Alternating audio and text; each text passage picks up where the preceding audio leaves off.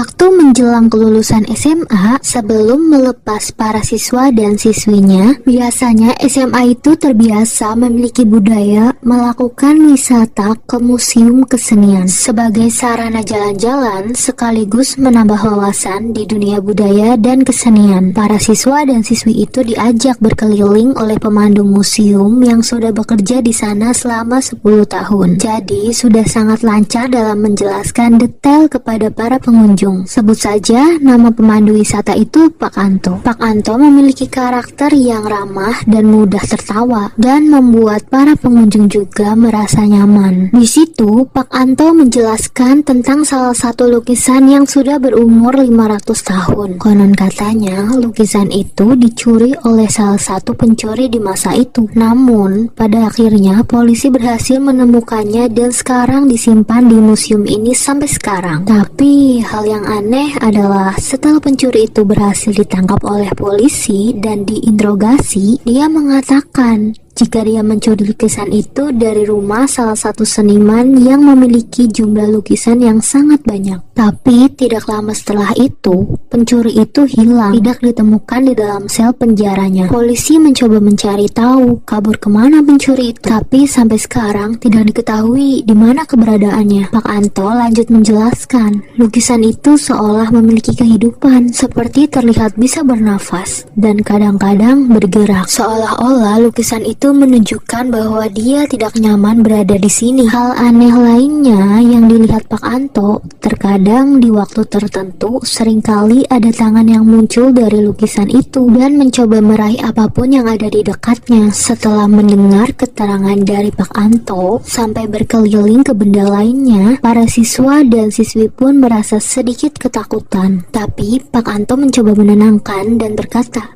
"Jangan takut, itu hanya cerita. Tidak benar-benar terbukti." Tapi beberapa menit setelah itu, ada ribut-ribut dari arah ibu guru yang berteriak memanggil-manggil nama salah satu murid. Dibantu oleh teman siswa yang hilang tersebut, sudah dicari kemana-mana tapi masih juga belum ketemu. 2 jam, 5 jam, dan sudah hampir seharian murid yang hilang itu belum juga ketemu. Akhirnya pihak museum memanggil polisi untuk mencari di semua sudut museum, tapi tetap hasilnya nihil. Nama anak yang hilang itu adalah Adi. Akhirnya orang tua Adi pun hanya bisa pasrah jika anaknya hilang. Polisi pun belum mengetahui ini kasus orang hilang atau penculikan anak. 2 tahun berlalu sejak kejadian itu, Adi, anak yang hilang waktu itu pun ditemukan. Adi ditemukan di dalam area museum oleh satpam yang pada waktu malam hari sedang patroli. Dan saat ditemukan, Adi sudah dalam keadaan trauma berat dan ketakutan. Setelah mendapat perawatan dari tim medis dan ditenangkan, Adi pun ditanya soal kejadian yang menimpanya. Dia berkata,